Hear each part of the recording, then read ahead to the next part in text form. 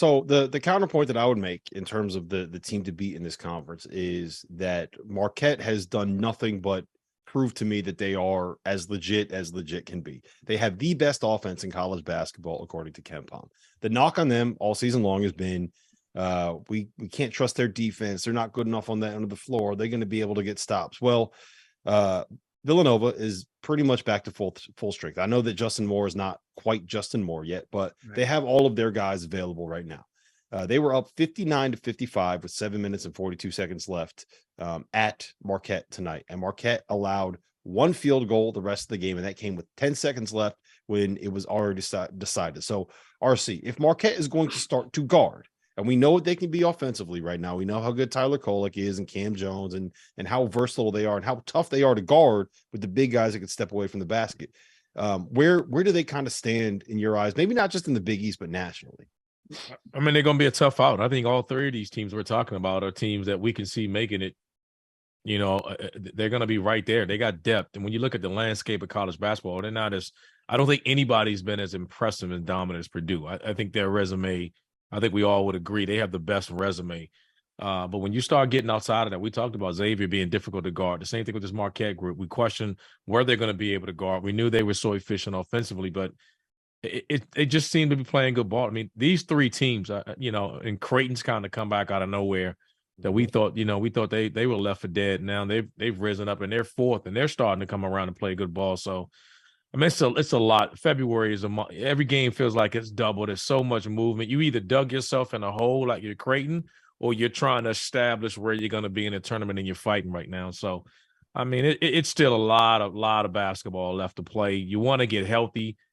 Teams are starting to get players back. They've had these nicks and injuries and everything. Guys are coming back throughout the league, and sometimes you play teams like Creighton that just dug themselves in a hole early and you don't want to play them late. And there's so many teams in leagues like that. And it's just going to be a wild ride for each conference. I'm excited about it. I'm actually looking forward to seeing how things shake out. But in the Big East, I think it's still, I don't go outside of Marquette, Providence, and Xavier. I think those three teams will decide who wins the championship. And, to RC's point, if I were coaching right now in the Big East, I would know everybody's schedule. We're all commenting like everything's equal. Yes. But let me tell you, trust me, there are a couple teams that have played their harder games at home versus harder games on the road. And those coaches know, and they're going to have some late Saturday games in February where that team's coming to their place and they're a half game out of first place. So that's like you're reading Greg McDermott's mind right now. I'm telling you, man, they only got 3 losses. They're only a game and a half out of first place.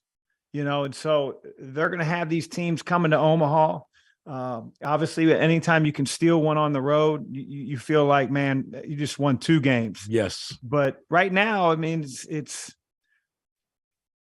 there's a lot of inequity in terms of those records that you don't really see. And every one of those Big East coaches knows what it looks like right now. I want to ask you guys about Villanova. We got about 3 minutes before we got to get to a break here.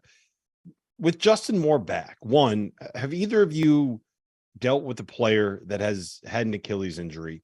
And when they come back, like how long does that take? And then 2, how difficult is it to get that player not just healthy and not just playing better, but trusting that he can push off from that same injury again without it popping? Have either of you RC? dealt with an Achilles?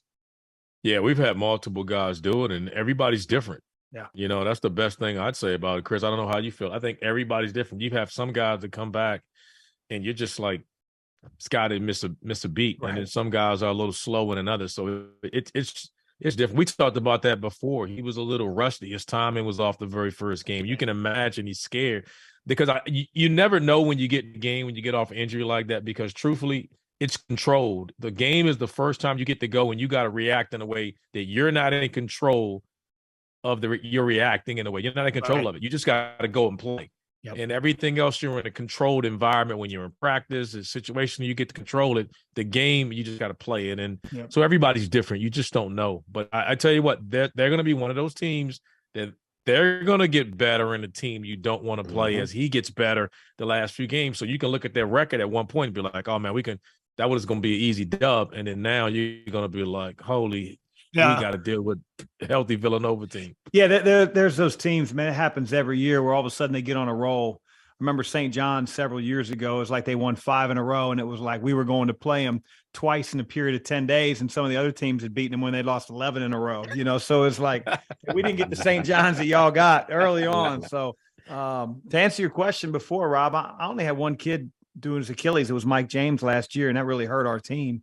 But I sort of liken Achilles to ACLs because they're about the same amount of time rehab wise. And it's just like RC said, a lot of those are just going to be dependent on the patient and the kid. And so getting comfortable is way different than being released. And each guy takes a little bit different. But I saw Justin Moore make a little bit of a jump tonight from his first game. I think he felt a hell of a lot more comfortable. He looked a lot more comfortable. He was definitely more aggressive. He's going to be a huge piece. Yeah. I'll tell you this much. It feels like the Big East always has teams that kind of make these weird runs, whether it was Georgetown from the 12 seed that won the league, whether it was UConn in 2011, the 9 seed that went in and won the Big East tournament title. Do you guys remember Jerry McNamara? I think it was 2006, took them from the bubble to a 5 seed, right? There's always weird things that happen in the Garden. That's why the Big East tournament is the best tournament. And I would not be shocked if we looked up on March 12th at 9 p.m. in Madison Square Garden, and Kyle Neptune is up there holding the Big East tournament trophy with Justin Moore. That would not shock me at all.